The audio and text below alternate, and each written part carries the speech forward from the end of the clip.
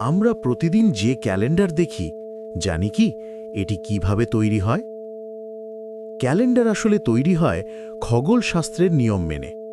পৃথিবীর ঘূর্ণন থেকে দিন নির্ধারিত হয়, সূর্যের চারপাশে একবার ঘোরা থেকে বছর নির্ধারিত হয়, আর চাঁদের আবর্তন থেকে মাস নির্ধারিত হয়।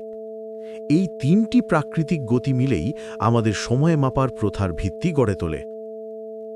মোটামুটি তিন ধরনের ক্যালেন্ডার প্রচলিত: সূর্যভিত্তিক ক্যালেন্ডার, যেমন গ্রেগরিয়ান ক্যালেন্ডার; চন্দ্রভিত্তিক ক্যালেন্ডার, যেমন ইসলামী হিজরি ক্যালেন্ডার; এবং চন্দ্র সূর্য ভিত্তিক ক্যালেন্ডার, যেমন আমাদের বাংলা পঞ্জিকা।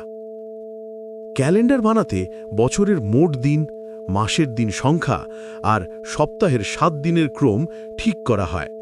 কখনো কখনো লিপ ইয়ার যোগ করে বছরের দৈর্ঘ্য সামঞ্জস্য করা হয়, ফলে কয়েক বছরে একবার অতিরিক্ত একদিন যোগ করা হয়।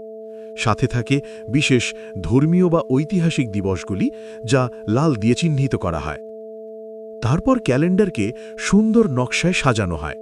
কিছুতে শুধু নম্বরের গ্রিড থাকে, আবার কিছুতে থাকে রঙিন ছবি, স্থানীয় সাংস্কৃতিক অলঙ্করণ ও ছোট টিপস।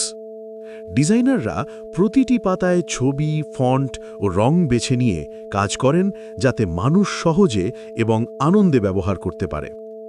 ক্যালেন্ডার বানানো যায় বিভিন্ন উপায়: হাতে গ্রিড এঁকে, কম্পিউটার সফটওয়্যারে ডিজাইন করে, অথবা প্রোগ্রামিং কোড দিয়ে স্বয়ংক্রিয়ভাবে জেনারেট করা যায়। প্রিন্টিং প্রেসে বড় পরিসরে ছাপানোর আগে ডিজাইনগুলি প্রুফ করে দেখানো হয়। ডিজিটাল যুগে এখন মোবাইল ক্যালেন্ডারও ব্যবহার করা হয়, যেখানে ইভেন্ট ও রিমাইন্ডার সহজেই যোগ করা যায়।